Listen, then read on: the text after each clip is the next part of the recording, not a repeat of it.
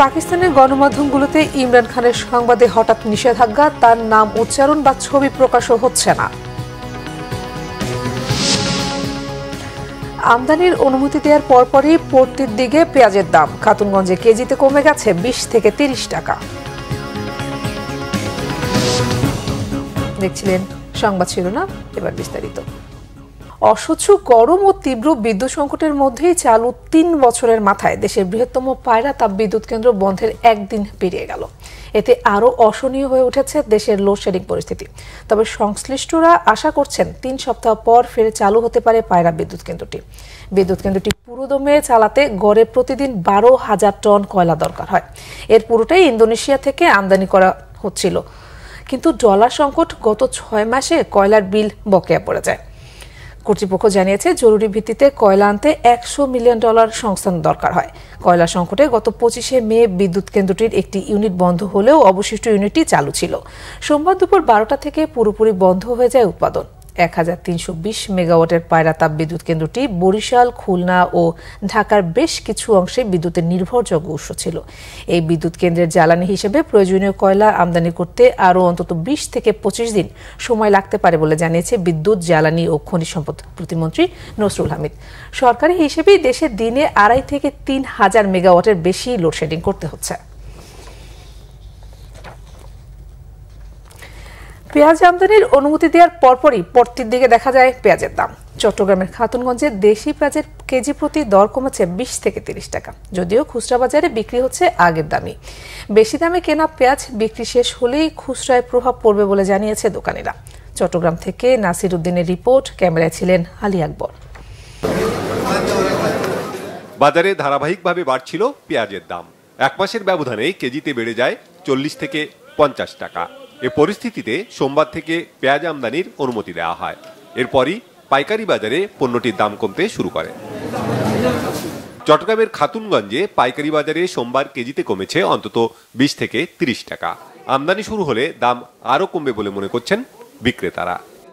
আজকে বাজার হচ্ছে 50-55 টাকা।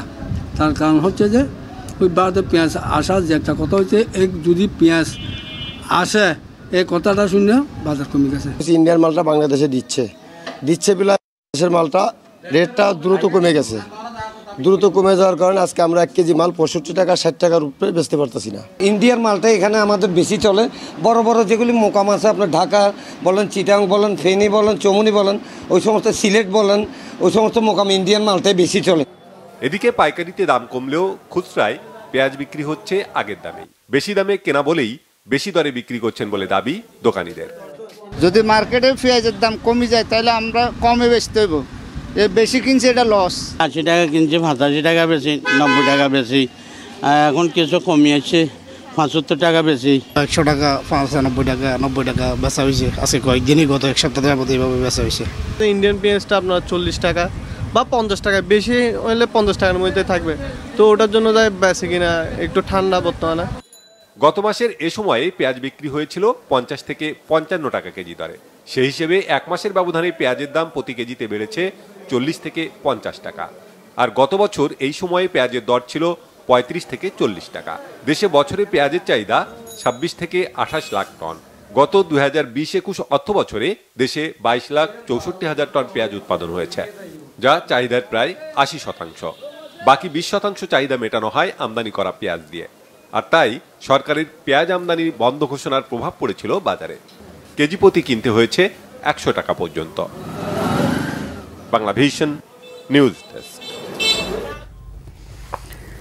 হাড়িভাঙা আমে দিন বদলের হাওয়া রংপুরে চাষিদের। বিশেষ এই আমের সুখ্যাতি ছড়িয়েছে বিদেশেও। বেড়েছে চাহিদা, বাড়ছে বাগানও। সব ঠিক থাকলে এবছর 250 কোটি টাকার বাণিজ্যের আশা সংশ্লিষ্টদের। দাবি উঠেছে নিবন্ধন ও জিআই ট্যাগ ব্যবহারের। শাহনেওয়াজ জনের ক্যামেরায় রংপুর থেকে জুয়েল আহমেদের রিপোর্ট। আঁশবিহীন মিষ্টি সুস্বাদু আম হাড়িভাঙ্গা।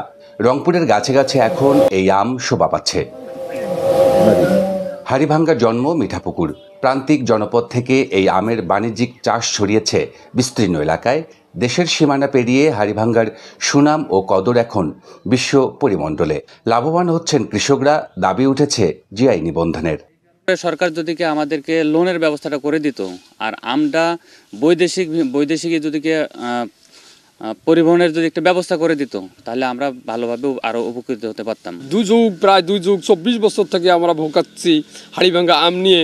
যদি হিমাগার সরকার যদি দিত, আমরা কৃষকরা আরো লাভবান হইতাম। হাড়িভাঙ্গার জাগরণে বাংলাদেশের বাড়তি পরিচিতি বিশ্ব অঙ্গনে, অতএব এটা জিআই পণ্য হিসেবে স্বীকৃতি পেলে এটা পূর্ণতা আসবে।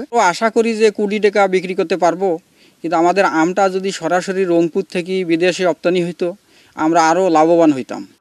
বাজারজাত পরিবহন ব্যবস্থা, ব্যবসায়ীদের নিরাপত্তা সহ পরিপক্ক আম সরবরাহে কাজ করছে সরকারের সংশ্লিষ্ট দপ্তরগুলো। আম সংরক্ষণাগার সহ জিআই নিবন্ধনের আশ্বাস দিয়েছে জেলা প্রশাসন।